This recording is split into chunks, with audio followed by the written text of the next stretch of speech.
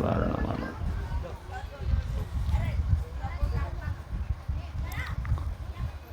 आज हम लोग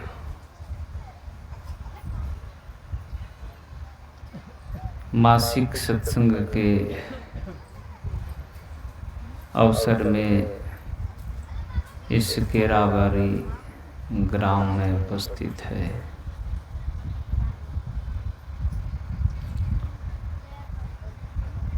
संत मत के सत्संग में सम्मिलित है। संत मत का जो सत्संग है किसी विषय वस्तु पर आधारित भी है।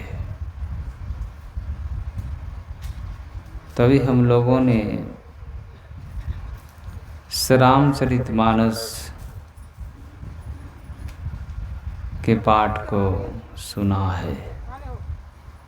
द्वितीय सोपान अयोध्या कांड, उसमें जो भी हम लोगों ने प्रसंग सुना है उन सारे प्रसंगों का विषय है कर्म फल। जिस कर्म को हम करते हैं उसका फल जीव को भोगना पड़ता है।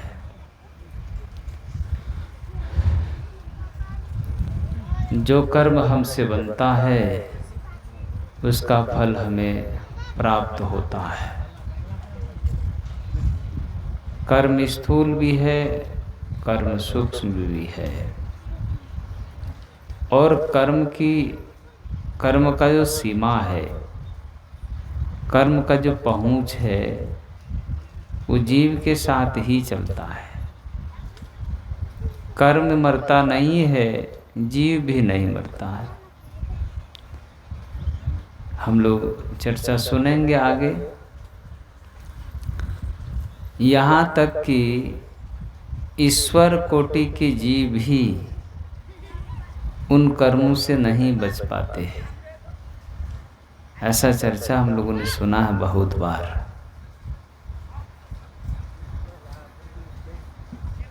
जब भगवान श्री राम को 14 वर्ष बन जाने का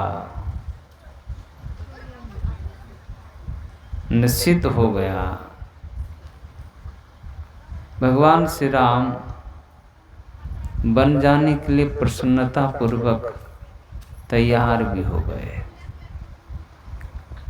उनके मन में जरा सा भी किसी प्रकार का कोई क्लेश, दुख, चिंता, शोक, उद्विग्नता नहीं था। जैसे प्रसन्न वो राजभवन में थे, अयोध्या में थे, वन में भी वैसे ही प्रसन्न थे। और जाने वक्त भी उनकी उसी तरह की प्रसन्नता बनी ही थी। ऐसा नहीं है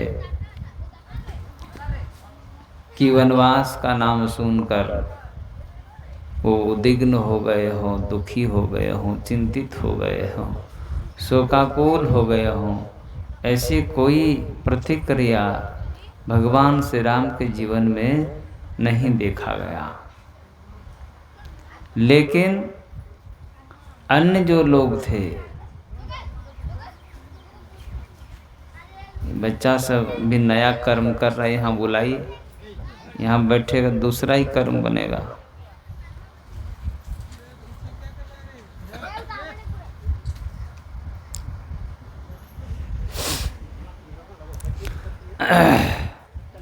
आम कर्म कर रहा है, खास कर्म करना है। ये हम लोग यहाँ बैठकर खास कर्म कर रहे हैं ना।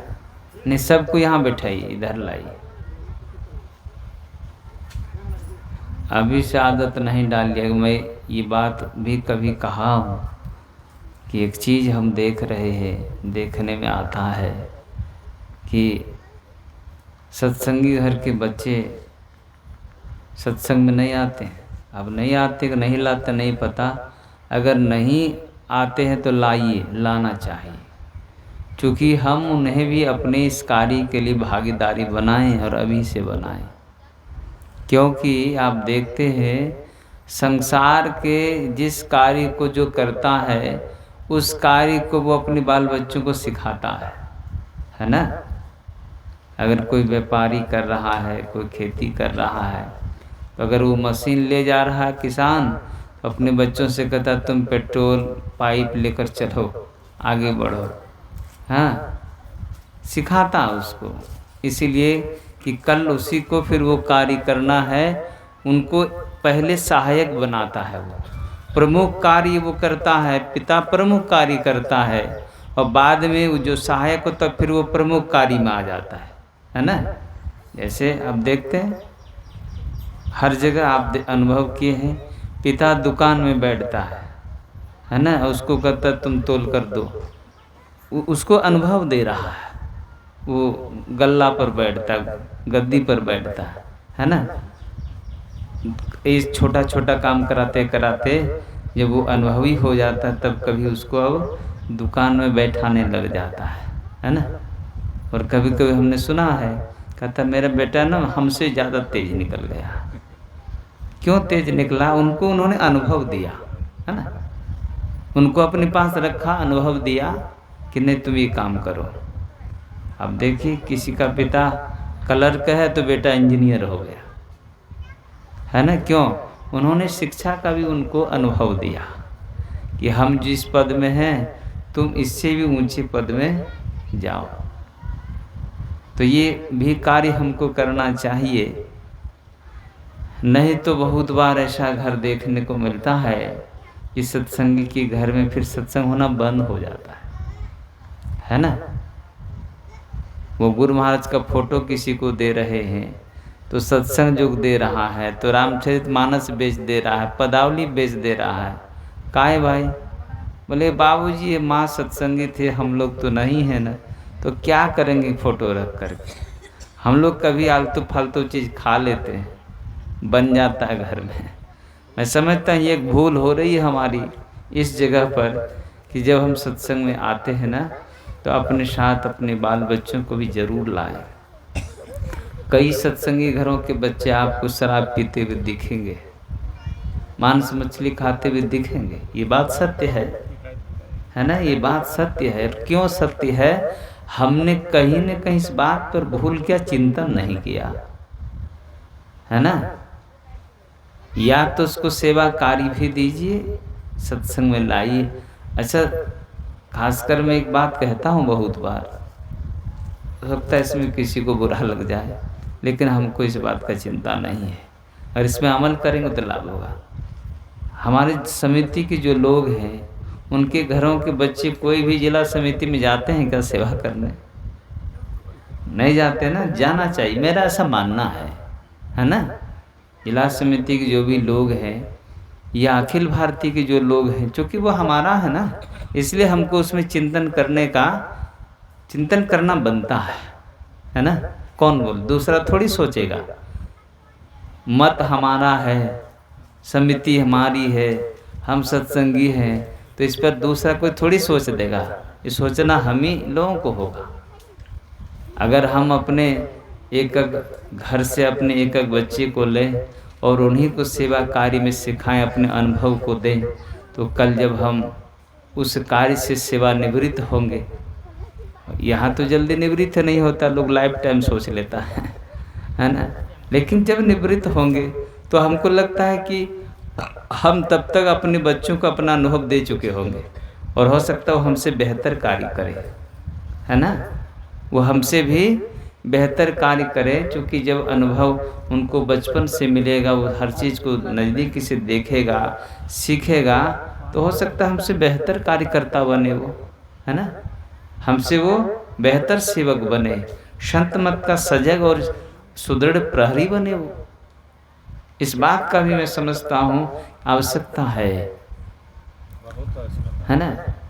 क्योंकि मैं जब देखता हूँ सत्संगी घर के बच्चे जिसके पिता एकदम संत मत के एकनिष्ठ ईमानदारी सदाचारी सत्संगी, उनके बच्चे को जब देखता हूँ शराब पीते हुए, मांस मछली खाते हुए, तो बहुत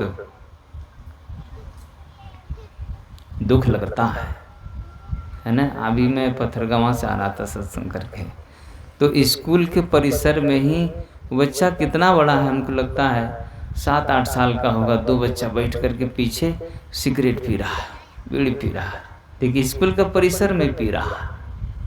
बच्चा किसी का मैं समझता मेरा ही बच्चा है ना, क्योंकि अगर वो नशा का भी से शिकार होगा तो उनका तो व्यक्तिगत क्षति होगा ही।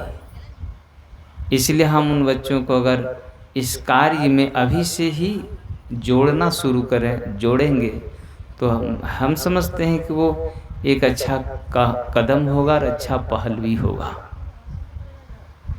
तो भगवान श्री राम जब जाने की तैयारी में लग गए तो वो सबसे पहले माँ कौशल्या और माँ कैकेयी के पास गए। उनको किसी प्रकार का दुख नहीं हुआ, और जब तैयार हो गए जाने को तो माँ कैकेयी लगा कि पता नहीं जाएगा कि नहीं जाएगा। भगवान श्री राम जान गए इनके मन में किसी प्रकार का दुविधा चल रहा है, तो भगवान श्री राम ने कहा, सुनो जननी सोई सुत बड़ भागी। का माँ सुनिए, वो सुत मतलब वो पुत्र बड़भागी होता है। सभी पुत्र सभी सुत बड़भागी नहीं होते हैं।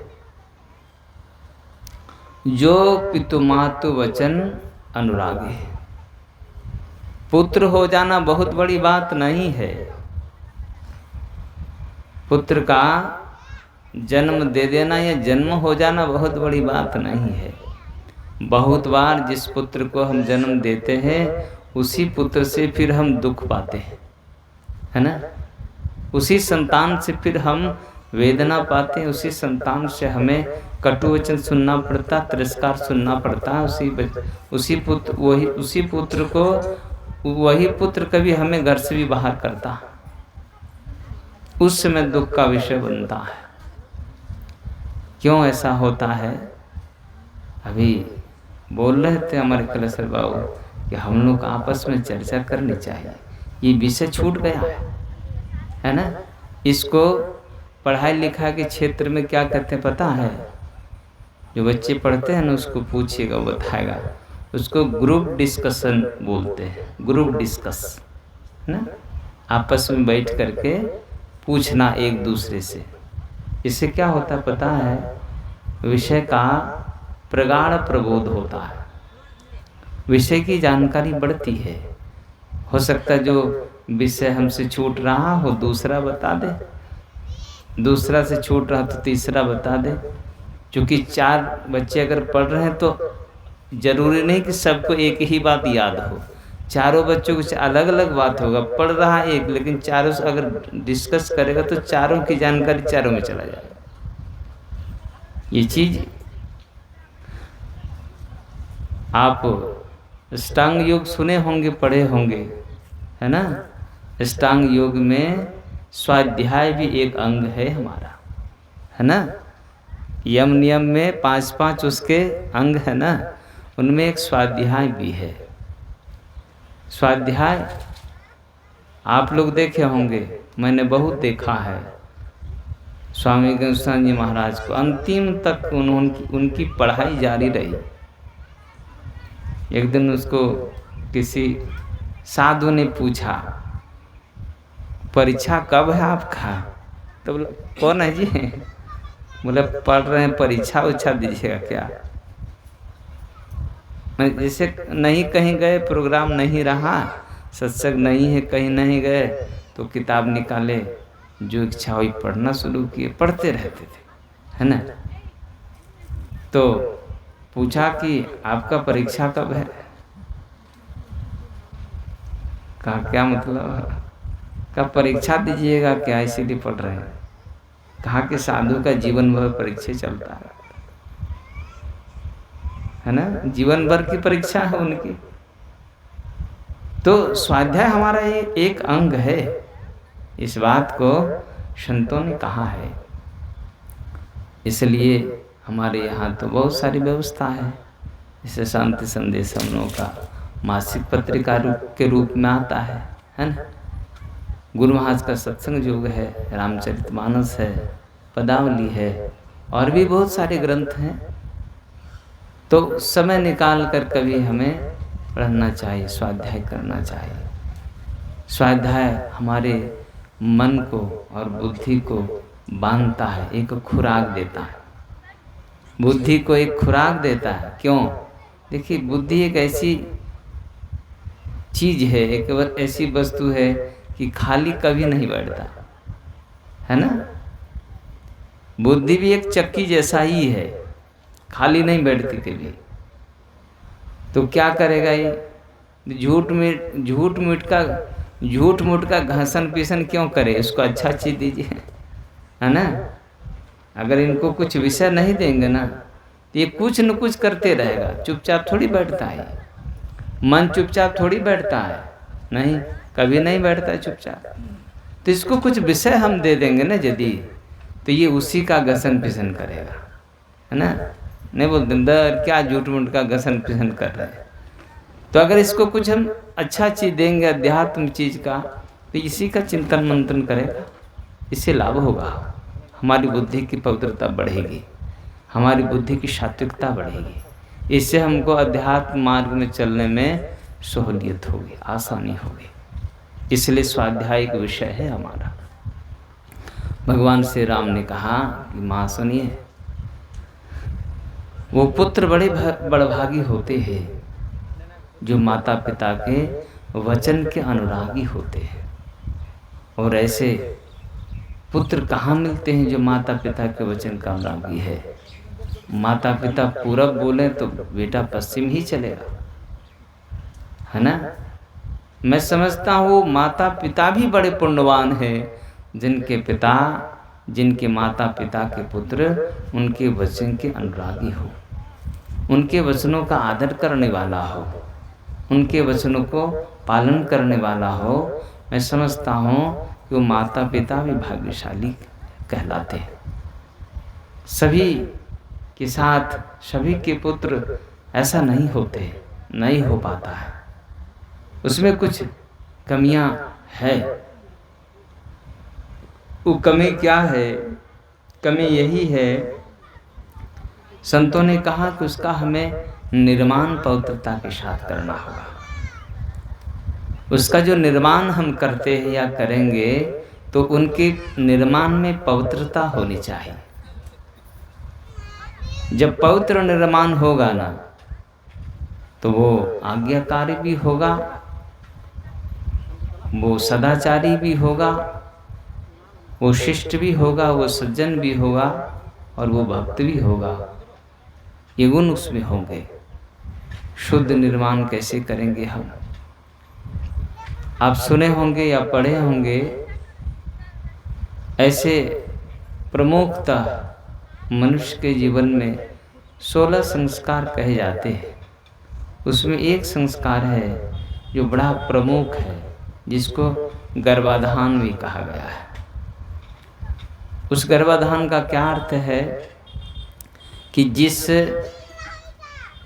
दिन, जिस महीने गर्भ में प्रतिष्ठित हो जाए, गर्भ आ जाए शिशु गर्भ में जिस दिन आ जाता है, जब उसी समय से, ऐसे तो हमारे यहाँ की प्रथा है कि बच्चों को शिक्षा हम माँ के गर्भ में ही देना चाहिए, दे सकते हैं, देने की प्रथा है। इसीलिए गर्भाधान एक संस्कार है। अगर उस गर्भाधान के समय माता पिता दोनों सजग रहे, माता पिता अगर इस बात पर चिंतन करें कि हमें अपने संतान को क्या बनाना और कैसा बनाना है, जैसा बनाना है। आप देखेंगे ऋषि परंपरा में ऋषि जैसा चाहते थे वैसा ही बना देते थे, जो चाहते थे वही बना देते थे। आप सती मदालसा का चर्चा पढ़े होंगे, सुने होंगे। उनके यहाँ 4 संतान हुआ और 4 को सन्यासी बना दी। तो उसके पति ने कहा कि सब सन्यासी हो जाएगा तो राज कौन चलाएगा, सेवा कौन करेगा हम लोगों का जिस दिन हम लोग वृद्ध हो जाएंगे? कोई तो एक सिंहासन में बैठने वाला चाहिए। तो कहा ठीक है, इस बार जो होगा ना वो राजा होगा जो आपके राजकाज को चलाएगा, मतलब पुत्र होगा। अब देखिए निर्माण करता कैसा, तो पुत्र ही हुआ पांचवा, वो सन्यासी नहीं हुआ, वो राजा हुआ। ये गर्भाधान की विधि हमारे यहाँ है, प्राचीन विधि है। हम लोगों ने इसको पढ़ना भी छोड़ दिया और जानना भी छोड़ दिया, विचारना भी छोड़ दिया और इस पर हमने कार्य करना छोड़ दिया। इसलिए आज केवल संतान जन्म ले रहा है और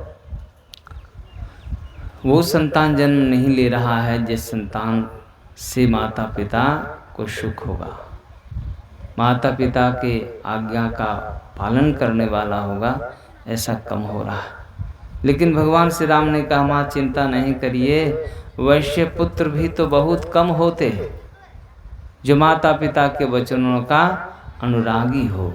देखिए अनुरागी शब्द बहुत सुंदर शब्द है। अनुरागी का क्या अर्थ है, मतलब माता पिता के वचनों पर अनुराग। अनुराग का क्या अर्थ है? अब देखिए श्रवण कुमार का हम लोग नाम सुनते हैं ना, उसके माता पिता ने इतना ही कहा कि पुत्र हमें तीर्थ जाना है, तीर्थ करना है। तो श्रवण कुमार ने अपने माता पिता को तीर्थ के लिए ले गया। कई जगह कष्ट हुआ है, एक जगह ऐसा भी हुआ है कि एक जगह वो जब थक गए तो उन्होंने रखा, और जब वहाँ रखा तो एक पेड़ की छाया पर बैठा, पेड़ की छाया के पास बैठा तो उनके मन में हुआ कि हम काहे लोगों को ढो रहे झूठ मूठ का, कोई ज़रूरी है, जाएगा नहीं जाएगा, अब हम इतना काहे ढोए। ये थोड़ा देर के लिए भाव आया उसके मन में, तो वहाँ से जो है ना फिर उठाया और आगे बढ़े।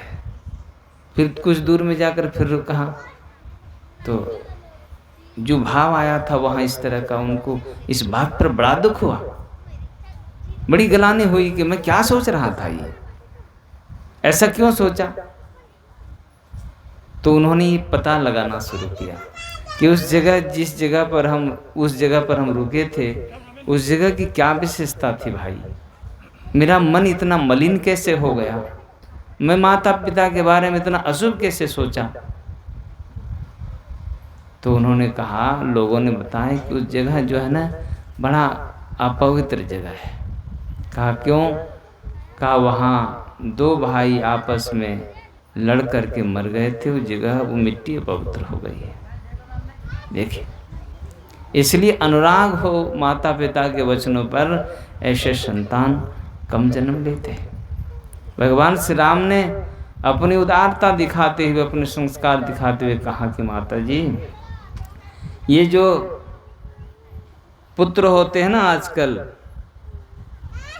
वो पुत्र धन्य है जो माता पिता के वचनों पर अनुराग पूर्वक पालन करते हैं।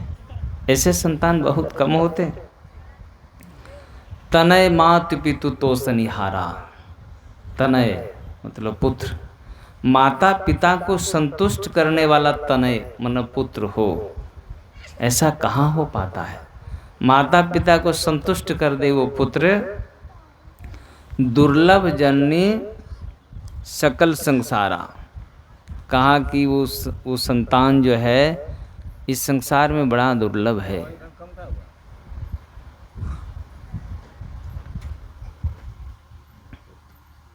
वो संतान जो है बड़ा दुर्लभ है इस संसार में।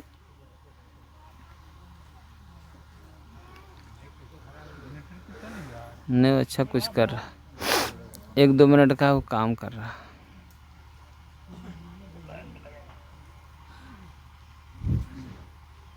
लाइन का वैल्यू नहीं है, जनरेटर में ढंग भी।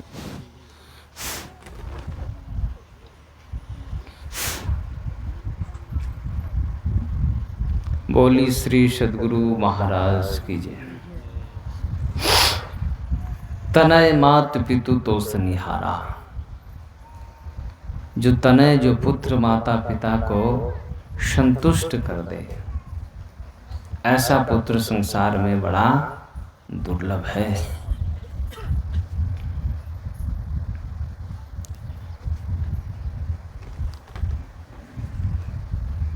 धन्य जन्म जगती तलतासु, धन्य जन्म जगती तलतासु। उनका जन्म इस धरती पर बड़ा मुश्किल है, बड़ा दुर्लभ है। पितु प्रमोदहि चरित्र सुनिजासु। पिता को जो प्रमोदित कर दे, प्रसन्न कर दे, ऐसे संतान इस धरती पर बहुत कम है। इसलिए कहा कि माँ, हम पिता को प्रसन्न करने के लिए वन जाना चाहते हैं और वन जाएंगे। इसमें हमें किसी प्रकार का शोक नहीं है, चिंता नहीं है। इसलिए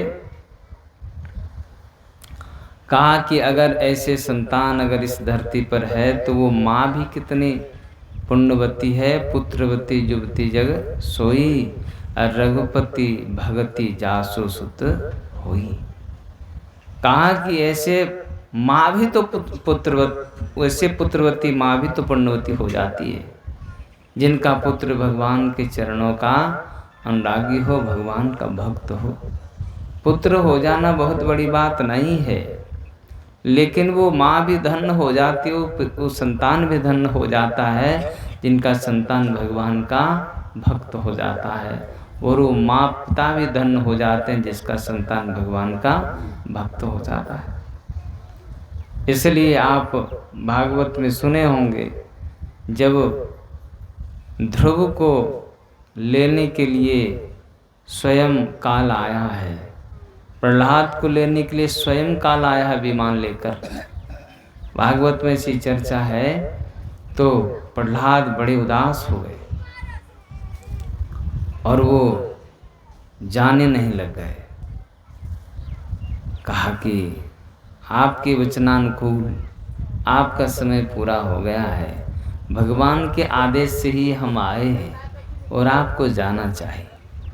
कहा हम जाएंगे, जाने के लिए कोई हमें कष्ट नहीं है, चिंता नहीं है, लेकिन चिंता इस विषय का है कि जिस माँ ने हमें जन्म दिया है उस माँ की क्या गति होगी। तो काल ने कहा, महाराज विमान एक नहीं आया, विमान 2 आया है। प्रहलाद ने कहा कि कहाँ पर है, कहाँ दिखाया, और 2 ही नहीं आया, उस विमान पर मैं आपकी माँ को बिठा कर आया हूँ, अब आप बैठिए। जब प्रहलाद ने देखा दूसरी विमान पर उनकी माता बैठ चुकी है, तब प्रहलाद बैठा है विमान पर, ऐसी चर्चा। तो वो माँ भी धन्य है जो माँ जो भगवान के भक्त को जन्म देती है। पहली माता पिता को पहला स्थान इन्हीं को दिया गया है। इसलिए जब यहाँ पहुँचे हैं, भगवान श्री राम ने वनवास सहर्ष स्वीकार किया है। ऐसा मानना भी है महापुरुषों का कि भगवान अगर वनवासी नहीं होते तो केवल राजा होते, भगवान नहीं होते। इसी वनवास ने उनको भगवान बना दिया है। नहीं तो एक चक्रवर्ती होते, सम्राट होते, इससे ज़्यादा वो क्या होते, है ना। परिस्थितियों से ही व्यक्ति का निखार आता है। परिस्थिति में जब व्यक्ति ढलता है तो व्यक्तित्व का उभार निखार परिस्थिति बना देता है। इसीलिए भगवान जिस परिस्थिति से गुजरे हैं आज वो भगवान इसलिए बने हैं, नहीं तो वो भी क्या होते, चक्रवर्ती सम्राट होते, इतना तक रहते वो। इसलिए उस वनवास काल में हम लोगों ने भी सुना है कि जब वो पहली ही रात्रि में श्रृंगवेरपुर पहुँचे, दूसरी रात्रि में, पहली रात्रि में तमसा किनार, दूसरी रात्रि में श्रृंगवेरपुर, जो गोह निषाद हैं ये भगवान श्री राम के मित्र भी हैं, ऐसी चर्चा है। दोनों ही एक ही गुरुकुल के छात्र रहे। जैसे भगवान श्री कृष्ण और सुदामा एक ही गुरुकुल के छात्र रहे। तो उसी विद्या अध्ययन के काल में गुरुकुल में दोनों का परिचय हुआ था। विद्या समाप्त होने के बाद सभी अपने अपने घर, नगर, गांव की ओर लौटते हैं। उसी गुरुकुल के प्रवास में गोनिषाद ने भगवान श्री राम से कहा था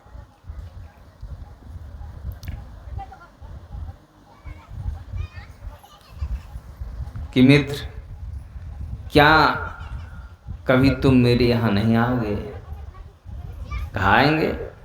जैसे सहज से कहा, उन्होंने कहा सहज से कहाँ आएंगे, है ना। तो गोनिषाद को लगा ये ऐसे बोल रहा है, मन रखने के लिए बोल रहे, है ना। जब कोई बड़े लोग बोलते हैं ना किसी गरीब तबके के लोग को, हमारे यहाँ नहीं जाए, बोला हाँ जाएंगे जाएंगे, तो उनको विश्वास होता है कि ऐसे हमारे मन रखने के लिए बोल रहा है, आएगा ये। कोई नेता होता को बोलते हैं हमारे घर में आइएगा, क्या बोलता है? ठीक है आएंगे।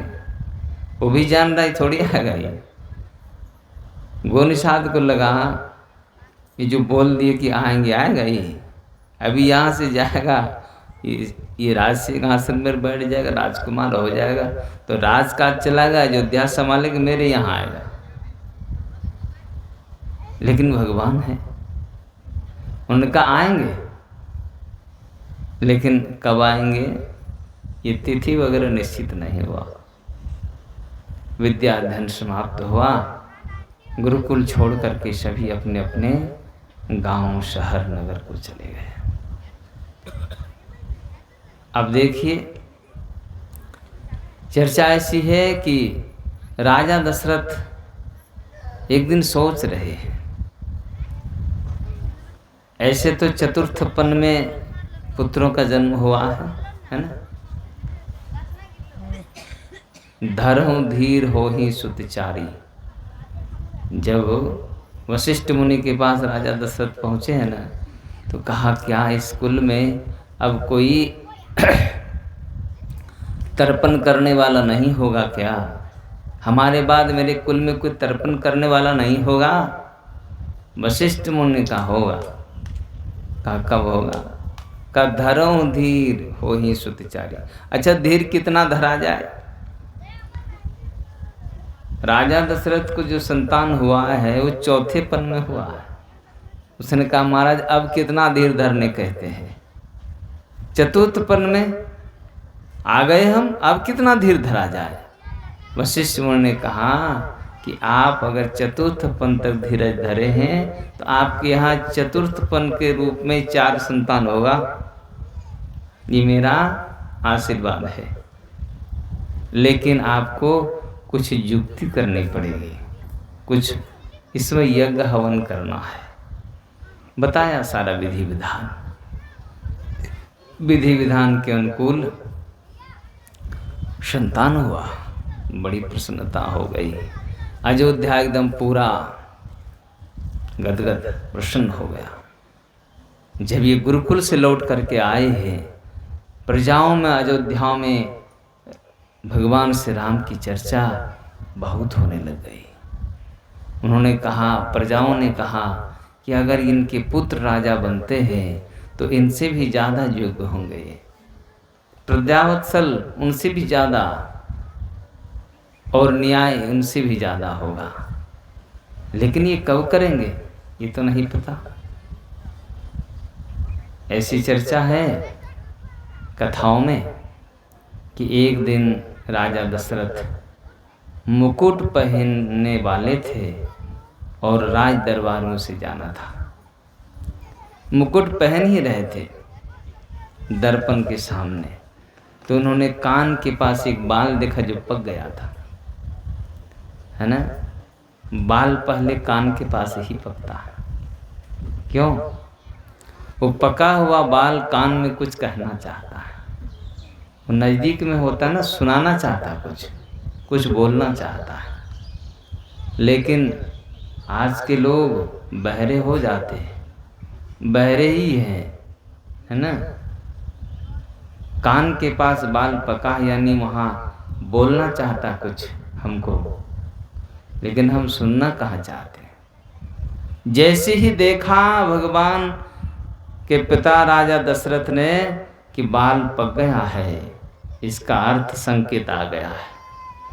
मुकुट पहने राज सिंहासन राज दरबार में नहीं गए, वशिष्ठ मुनि के आश्रम में गए और कहा कि गुरुदेव एक शुभ मुहूर्त देखिए, मैं अपने पुत्र का राज तिलक कर देना चाहता हूं। वशिष्ठ मुनि ने कहा कि राजन, शुभ मुहूर्त किसके लिए देखा जाता है? जिसके जीवन में कुछ अशुभ हो उसके लिए शुभ मुहूर्त देखा जाता है। आपके पुत्र तो संपूर्ण शुभ ही शुभ है, शुभों के शुभ, उसके लिए क्या मुहूर्त देखना है? आपकी जब इच्छा तब कर दे। कहा कल कर दें? कहा कर दीजिए, उसमें क्या मुहूर्त देखना है? अब वो इतनी शीघ्रता में थे, सोचे कल ही करने का, बंदीजनों का घोषणा कर दो, नगर में जो है घोषणा कर दो कि कल उनका राज तिलक होना है। पूछा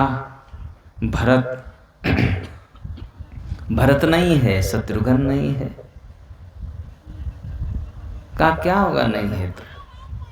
भरत शत्रुघ्न और राम लक्ष्मण में कोई अंतर है क्या? आपके पुत्रों में कोई अंतर है क्या? जैसे शरीर और प्राण वैसे तो आपके पुत्र हैं। राम क्या स्वीकार कर लेगा? भरत इसका विरोध कर देगा क्या? कहा ऐसा नहीं होगा, आपकी इच्छा है, शुभ काम में देर क्या करना, कल कर दीजिए। कहा कि नगर में इनकी सूचना दी जाए। सूचना दी गई है। ये जो बधावा बजने लग गया ना अयोध्या में, इस दृश्य को मंथरा देखी है ना। मंथरा देखी तो उन्होंने राजभवन के दासियों से पूछती है, ये बधावा क्यों बज रहा है, ये नगाड़े क्यों बज रहे हैं? कहा कि नहीं पता तुमको? कहा नहीं। कहा कि कल राम का राज तिलक होना है। सुनते ही उसके शरीर में जैसे कोई आग लग गया हो। दौड़ते हुए कैकेयी के भवन में गई। कहा तुम्हारा किस्मत खराब होने वाला है, तुम्हारा बुरा दिन आने वाला। कहा क्यों? कहा राम का राज तिलक होगा। तुम्हें सूचना मिली क्या? कहा सूचना मिले न मिले, लो पहले तुम अपने गले से जो कीमती हार था मंथरा को पहना दे। मंथरा सोचती है हम तो दूसरा काम करने आए थे, हम तो आग लगाने आए हैं, इस पर आग लग नहीं रहा है। कहा ये हार फार फेंक दी। बोला हार दे रही हो, तुम्हारा बुरा दिन आने वाला, इसकी तैयारी करो। कहा कि तुम घर फोड़ी हो क्या? हमारा घर फोड़ना चाहती हो? चुप रहो, नहीं तो तुम्हारा जीव जो है ना निकाल लेंगे। बहुत बोलती है तुम। राम का राज तिलक होगा, इससे अधिक सुखद समाचार मेरे जीवन में और कुछ नहीं है। तुम्हें और कुछ चाहिए तो बताओ, मैं तुम्हें दूंगी। और भी कुछ दिया गया उसको, मंथरा को। मंथरा सोच रही है, लगता है कि काम नहीं बनेगा। नाम मंथरा मंदमती, इसकी मति तो मंद है ना। चेरी की कई केरी, ये चेरी किसकी है? चेरी मतलब दासी। किसकी चेरी है? कैकेयी की है। अब तैयारी चल रही है उधर, ये जो बधावा बजा तो वहाँ स्वर्ग में भी खलबली मच गई। लगता है कि काम खराब हो जाएगा। देवता बैठक कर दिए तुरंत, आकस्मिक बैठक हुआ है, आपातकालीन जिसको बोलते हैं, इमरजेंसी बैठक हुआ है देव वहाँ देवलोक में। कहा कि सब चौपट होने वाला है। कहा क्या? कहा कि अगर भगवान का वनवास नहीं होगा तो स्वर्ग इंद्रलोक सब खतरे में आ जाएगा। इसलिए व्यवस्था करिए जल्दी। इधर यहाँ बधावा बज रहा, वहाँ बैठक शुरू हो गया। कहा क्या करें? कहा कि किसी ऐसे व्यक्ति को तैयार करिए, है ना, जो इस काम को खराब कर सके। सभी देवता कहाँ चले गए? बृहस्पति के पास। देवताओं के गुरु बृहस्पति हैं। बृहस्पति, गुरु बृहस्पति से कहा महाराज काम खराब होने वाला। कहा क्या? कहा कि भगवान का राज तिलक होगा और जब वो राजा बनकर अयोध्या में रह गए तो हम लोग का काम शुद्ध होगा क्या? बृहस्पति ने कहा तुम लोग बड़े स्वार्थी हो, लेकिन है ना, ऊंच निवास और नीच करतूती और देखिन से कई पराई विभूति। कहा ऊंचे में रहते जरूर हो, लेकिन तुम्हारा जो करतूत है ना बहुत नीच है, तुम दूसरे की विभूति नहीं दे सकते। गुरु बृहस्पति ने इंद्र को बहुत डांटा। कहा इंद्र, अन्य लोगों के पास 2 ही आंख है, लेकिन तुम्हारे पास 1000 आंख होकर भी तुम अंधे हो। इंद्र के पास 1000 आंख है, हम लोगों ने सुना है बहुत बार। कहा तुम्हारे पास कम से कम तो 1000 आंख है और 1000 आंख होकर भी तुम बुरा ही देखते। सुनो सुरेश उपदेश हमारा, मेरा उपदेश सुनो। जो अच्छे कामों में विघ्न डालता उसकी कभी भी अच्छी गति नहीं होती है, ये बात याद रखना। कहा अरे उस खुशी में अयोध्या में दीपक जल रहा है, तुम भी जलाओ, न जला तो उसे बुझाने का तो प्रयास न करो। किसी के घर में दीपक जल रहा है, आपको खुशी हो रही है तो ठीक है, अच्छी बात है। नहीं हो रही है तो उसको बुझाने का प्रयास क्यों कर रहे हो भाई? गुरु बृहस्पति ने अपना गुरु होने का कर्तव्य पूरा किया, लेकिन क्या कहते हैं उसको, दबाव, हठ, देवता ने हठ किया, सुनाया इतिहास ऐसा ऐसा हो जाएगा। कहा तब एक काम करो, सरस्वती को बुलाओ, बुद्धि की वही देवता है ना। सरस्वती से कहा कि देवी ऐसा ऐसा काम करना है। कहा कि आदेश होगा, हमें आदेश का पालन करेंगे हम। चली गई अयोध्या। अयोध्या में सभी के पास घूम करके देखी, किसी की भी बुद्धि इतनी मलिन नहीं है कि ये बात उसे स्वीकार हो। लौट कर आ गई सरस्वती। कहा कि महाराज जिस भूमि पर आपने मुझे भेजा था वहाँ कोई भी ऐसा व्यक्ति हमें नहीं मिला पूरे अयोध्या में जिसकी मति इतनी मलिन हो और इस बात को सुन सके, मान सके, स्वीकार कर सके, कोई भी नहीं है। देवता ने कहा क्या अयोध्या से बाहर का कोई नहीं है क्या? कहा कि हाँ एक है। कहा कौन? कहा मंथरा नाम है उसका। कहा वहीं मंत्र चला दो थोड़ा सा। सरस्वती फिर लौट कर आई है, उनके माथे को बदला है, बुद्धि को बदला है, और बदलने के बाद वो गई है फिर से कैकेयी के पास और कैकेयी की बुद्धि बदल दी, उसको स्पर्श किया गया है।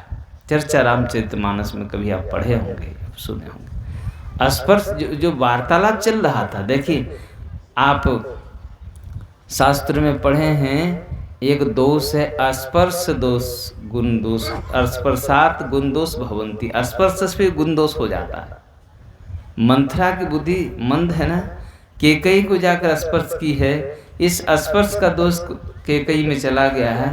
तब बोली कि अच्छा बताओ क्या करना चाहिए। कहा कि वही करो, तुम्हें याद है तुम्हारा राजा जो है ना पति तुम्हारा सच नहीं बोलता। कहा कैसे? कहा तुम्हें कब से बोल रहा है कि 2 वरदान देंगे, 2 वरदान देंगे, 2 वरदान, दिया क्या? कहा नहीं दिया तो नहीं है। कहा मांग लो ना, अभी खुशी का समय, मांग लो। कहा क्या मांगे? कहा कि पहला मांगना राम का वनवास और दूसरा भरत का राज तिलक, लेकिन राज तिलक पहले मांगना, वनवास बाद में। वैसे हुआ, मांगा गया वरदान। राजा मूर्छित हो गए, पता चला भगवान को आए हैं, और यहीं से कथा हम लोग सुन रहे थे। जब श्रृंगेरपुर पार किए हैं, वहाँ पर पहली रात्रि में जब ठहरे हैं, गोनिषाद ने देखा कि वाह इंद्र से भी अधिक वैभवशाली राज्य जिसका है वो आज पत्ते के बिछावन पर सोया है। घूनिषाद ने कहा कि लक्ष्मण, भ्राता लक्ष्मण, माँ के कोई अच्छा नहीं की। देखिए यही लक्ष्मण है जब वनवास का समय हुआ तो उन्होंने धनुष बाण उठाया है अपने ही पिता पर, कहा कि मैं अकेला ही राजा दशरथ के समस्त सेनाओं का संहार कर दूंगा।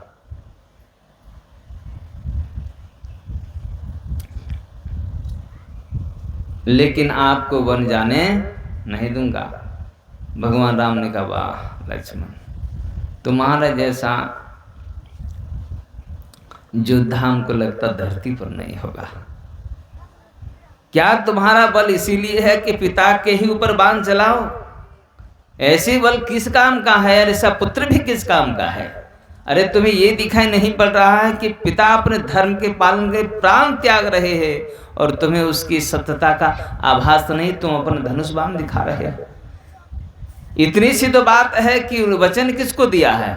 किसी ऋषि मुनि को नहीं दिया है वचन, हमारे पिता ने किसी राजा महाराजा को नहीं दिया, अपनी अर्धांगिनी को दिया है। देखिए हमारे पिता की सत्यता तो देखो, पहले उसकी धर्मनिष्ठता तो देखो। अपनी पत्नी से अपनी भार्या को वचन भी दिया हुआ वो पूरा करना चाहते हैं, चाहे इसके लिए प्राण चला जाए, और तुम्हें ये दिखाई नहीं पड़ता। तुम उस पर धनुष बाण दिखाना चाहते हो उसको, उसकी धर्मनिष्ठा तो देखो पहले। वचन किसको दिया गया है? पति पत्नी का कोई वचन का महत्व है क्या? है बताइए, जीवन में कितना वचन दिया जाता है? क्या सब पूरा कर देते हैं लोग? हो जाता है पूरा क्या? पत्नी को दिया गया वचन या पति को दिया गया वचन पूरा हो जाता है? सब नहीं होता है। उनको ज्यादा महत्व नहीं लेते लोग। भले एक दो दिन झगड़ा कर लिए, नहरा चल गई, आ गए, फिर खत्म हो गया, है ना? लेकिन ऐसा हो जाता है क्या कि उस वचन को निभाने के लिए प्राण भी दे दे? भगवान श्री राम ने कहा, लक्ष्मण तुम अगर समझ सकते हो तो पिता की महानता को समझो, जो अपने अर्धांगिनी को वचन दिया गया है और उस वचन को निभाने के लिए अपना प्राण भी त्याग रहे। क्यों? वो अपनी परंपरा का, अपने कुल का निर्वाह कर रहे। और भगवान श्री राम ने लक्ष्मण को सुना है, रघुकुल रीत सदा चली आई, प्राण जाए पर वचन न जाए। का ये तुम्हें दिखाई नहीं पड़ रहा है? तुम मेरे पिता की महानता तो देखो कि अपनी अर्धांगिनी को दिया गया वचन है और उसको भी पूरा करने के लिए क्या वो अपनी अर्धांगिनी को 2 थप्पड़ नहीं मार सकते थे क्या? का बड़का वचन लेने वाली आ गई, कर सकते थे कि नहीं ऐसा? है ना? उसको दंड दे सकते थे कि नहीं? ऐसा किया है क्या? नहीं। उसकी परंपरा, उसकी कुल में ऐसी परंपरा है, वचन किसी को भी दे दिया जाए उस वचन को पूरा करते। इस कुल की मर्यादा है। क्या अपने कुल की मर्यादा तुम्हें नहीं दिखाई पड़ रहा है? कहा कि अरे वो पुत्र ही क्या जो माता पिता के वचनों का पालन न करे? वो वीरता ही किस बात का, किस बात की वीरता दिखा रहे हो? और जब लक्ष्मण शिथिल हुआ है, अब देखिए यही लक्ष्मण अपने पिता पर, अपने पिता की सेना पर बाण उठाने के लिए तैयार है, लेकिन वही लक्ष्मण ने जब अपने घर के दूसरे लोगों से शिकायत सुनी तो वो तुरंत बदल गए, है ना? बदल गए। का शिकायत अपने की हो रही है, अपने से करे, लेकिन हमारे घर की शिकायत को दूसरा कर रहा है, ये लक्ष्मण को बर्दाश्त नहीं हुआ और उन्होंने तुरंत विषय को बदला। और लक्ष्मण ने क्या कहा? बोले लखन मधुर मृदु बानी, ज्ञान वैराग भक्ति रसाने। क्या इसका ज्ञान लक्ष्मण को नहीं था जब अपने पिता पर क्रोधित हो रहे थे? क्या जंगल आ गए तो ज्ञान हो गया? ऐसी बात तो नहीं है। ज्ञान उस समय भी था, लेकिन बात अपनों की चल रही थी। अब बात दूसरों के, अपनों की चल रही है, तो अपने घर की शिकायत कैसे कर देगा? उन्होंने कहा नहीं घुनश्यार, बात ऐसी नहीं है। काउन को सुख दुख दाता, निज कृत कर्म भोग सुनो भ्राता। अपने ही कर्मों का भोग है जो आज पत्ते के बिछौन में सोए है। अब शब्दों को हम यहीं विराम देंगे। बोली श्री सद्गुरु महाराज की जय। श्री सद्गुरु महाराज की जय। जो हम लोग का